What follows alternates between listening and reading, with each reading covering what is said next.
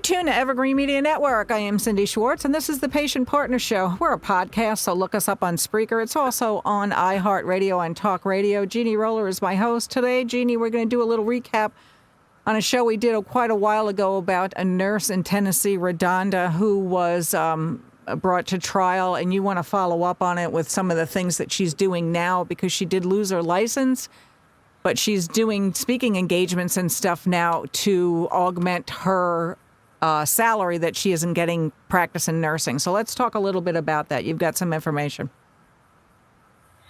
Yeah. Well, she's making $5,000 to $10,000 per speaking event. And in my opinion, I think that's wrong. I think any money that she makes off of this should be going to a patient safety fund. I don't think that she should be profiting off of her mistakes. I realize that probably in the judgment, there was nothing that said that she couldn't, as we discussed off air. A lot of times there are stipulations that they cannot make money off of their crime, so to speak, but she is able to. I think that, it is a teaching moment, but in my opinion, I don't think that she has taken enough responsibility for her human mistakes. She's talking about the mistakes the system made, and yes, there were mistakes of the system. They were switching systems at the time, but ultimately it came down to her deciding whether or not to override what the system was saying, and for her not to double check what was being done was correct because they knew that the system had issues. Okay, so let's do a quick, let me stop you right there. Let's do just a minute recap on who this RaDonda Voigt is. She's an RN in the Nashville, Tennessee area, and what exactly was her crime? She gave the wrong medicine to a patient. The patient was supposed to get Versed, and she looked it up as VE, and it came out with a big long medicine that started with VE, but it paralyzed the patient. Okay. And due to being paralyzed, the patient died. There was a lot of mistakes. I think the prosecutor said there was like 15 to 17 mistakes made that resulted in the death of this patient. Okay, so one of them was the way she looked it up. Okay. Yeah. And then after this patient died, they tried to hide her death as being natural. The hospital, Medicare or CMS, actually penalized the hospital for doing that. So, I mean, there's a lot of blame to put everywhere. Mm-hmm.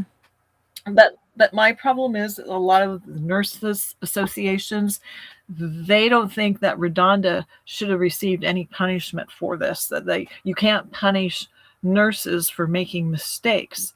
Well, maybe so, but when there's a series of 15 or 17 mistakes, that is just way out of my spectrum of understanding.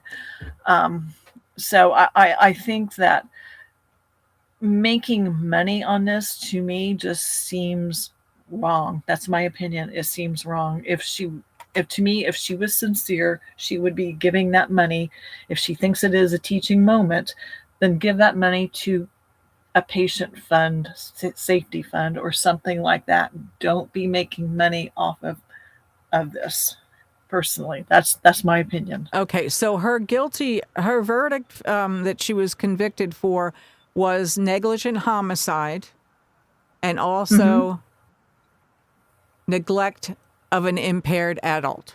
So she had a jury trial and they decided that she was guilty of that. So if I'm listening to you correctly, Jeannie, when does the person's conscience step in and say that I've done something wrong, I accept responsibility?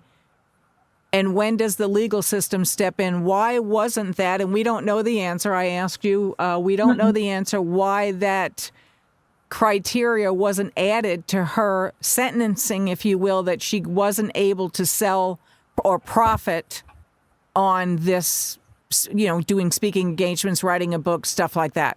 We don't know the reason why that didn't happen. Yeah. No.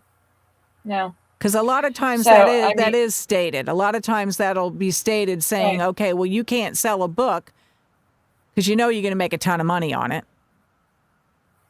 The same as this now. Right. So instead of, and I'm just being the devil's advocate, instead of Miss Vaught going to say work at a fast food restaurant or waiting on tables until she can, or working in a whatever kind of other job, blue collar, white collar job, working as a clerk somewhere here and there, I don't know, until she could get a licensing back, if that's even possible, or till something else happens. I don't know. I mean, who do you put that on? Do you put that on the person to say, I have a conscience, I did wrong, I made a mistake, so let's do this? Or I don't know.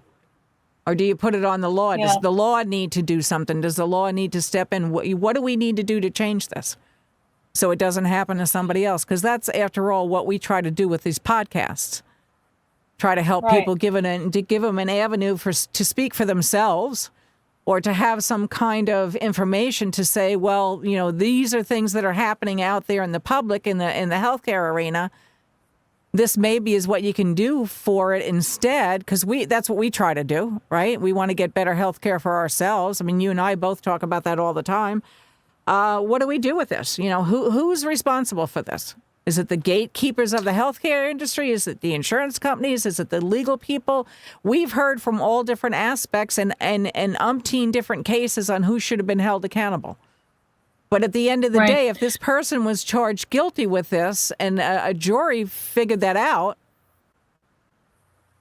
who answers for it? Yeah. Well, I mean, a lot of times a mistake we understand, but I mean, there's a series of mistakes made by RaDonda. There is also errors made on the part of the hospital system and of the technology that the hospital uses. Right. But ultimately, I mean, all it came down to is when you go to get the medicine is check and make sure that it's the one that is written down that patient is supposed to take. That's all it would have taken. And, it wasn't done. And that is to me, a human mistake. Okay. And that was a mistake that caused someone to die. Okay. So, and that's sad. So now, if RaDonda would have said, I made a mistake, what do we think would have happened? Because you've gone on to say in the information and stuff that you have that there were, is the right word, cover-ups going to be made because this happened? Or is it the other way? Did I hear you correctly saying someone tried to hold someone else accountable and that didn't happen? What do we know about that? Well, they tried to pass the hospital system, as I remember it, tried to say that the patient died of natural causes. Okay. So no, she did not die of natural causes. She died of a drug causing her to die. Okay. Is what happened. And Cindy, I mean, there are mistakes. Right. And everyone does make mistakes. But when there is a series of mistakes, it's just not one, like, oops. It is like, oops, oops, oops, oops, oops. I mean, there comes a point in time where it is no longer, in my opinion, a mistake, but it is a conscious effort to not do what should be done. Okay, and just real quick, we have a couple of 30 seconds left. The family has decided, from what your information is, Jeannie, not to press the issue of why RaDonda is making money out of this. Okay, so you have that too. Why they just want to? They want to move on, and why should the family have to even be involved in this? It's just, they're already a humongous loss, and now you're going to have this on top of it. I get where they're coming from. But so it was the perfect storm, if you will, not to quote that, but it just was. And it's just sad, and the stuff does need to come out, but people need to be held accountable, and we need to figure out what's the best accountability to do all of that. Stay listening to Evergreen Media Network.